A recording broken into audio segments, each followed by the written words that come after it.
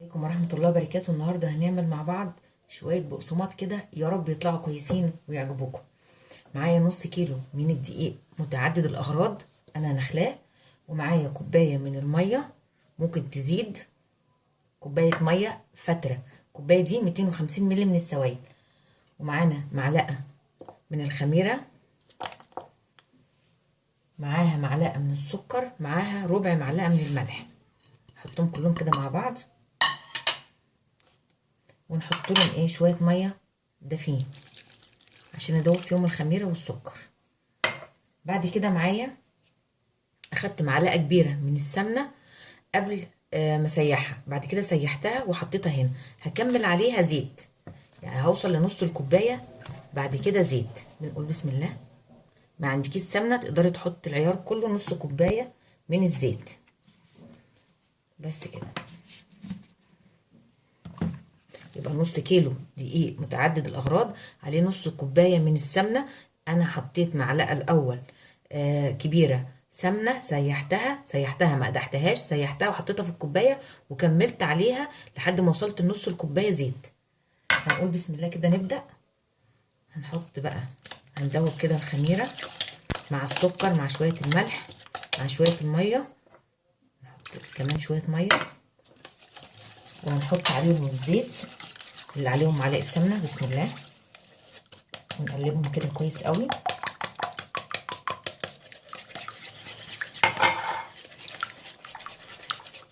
قبل ما نبدا نعجن هنقلبهم تقليبه كده كويسه. بعدين نبدا بقى ندخل فيهم الدقيق كده ونقول بسم الله نعجنهم. انا ما عادش معايا اي حاجه ناقصه، احنا بس شويه الميه هنقعد نزودهم شويه بشويه لحد ما نظبط معانا قوام العجينه.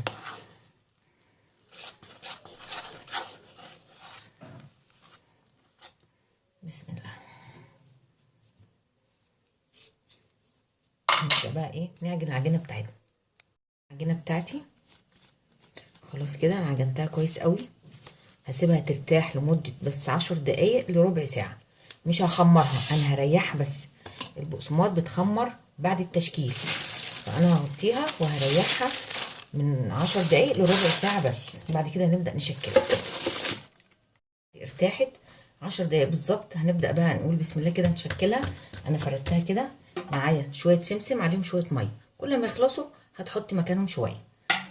هنقول بسم الله. نبدا بقى نقطعها كده.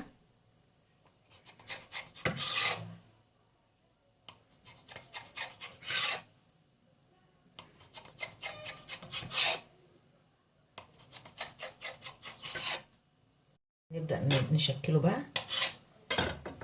اهو بكفوف ايدينا، ونبدا نبرمه ونسوي كده. السمسم بتاعنا نسويه كده.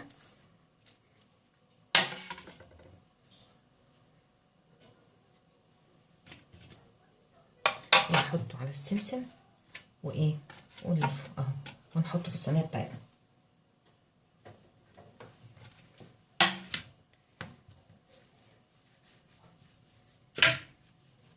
الموضوع ان شاء الله سهل جدا. ونحط في السمسم اهو.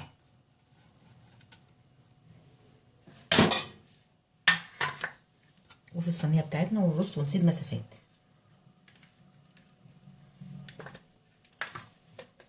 اهو بالشكل ده كده. ولازم تسيبي مسافات عشان لسه هيتخمر معانا. هنشكله كله بنفس الطريقه ونشوفه قبل ما يدخل الفرن. شايفين دي درجه التخمير بتاعتنا اللي لازم نوصل لها، ان البقسماطه توصل للضعف في التخمير.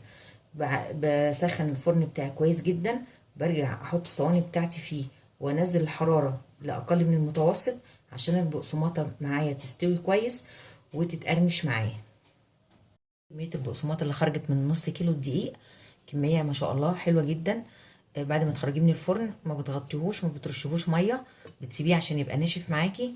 3 حاجات مهمين لازم تعمليهم عشان البقسماط يطلع معاكي كويس وناجح ان شاء الله. الاول نشوف البقسماط بتاعنا عامل ازاي من جوه.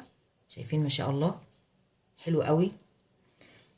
اول حاجه ان انت تدي العجينه حقها، تعجنيها كويس قوي علشان تديها المطه بتاعتها وتديكي نتيجه كويسه. تاني حاجه ان نص كوبايه الزيت اللي انت بتحطيها ما تحطهاش كلها زيت. يعني نصيحه مني ان انت تحطي معلقه السمنه تكون سايحه وبعد كده تكملي لحد نص كوبايه زيت. تالت حاجة لازم تعمليها ان انت ما تخمريش العجينة قبل ما تخبزيها. لا، انت بتديها راحة 10 دقايق، بعد كده تبدأي تخبزيها وتسيبها تتخمر معاكي في الصاج بعد الخبز. ما تنسوش اللايك والاشتراك وتفعيل الجرس عشان يوصلكوا كل جديد، وبألف هنا.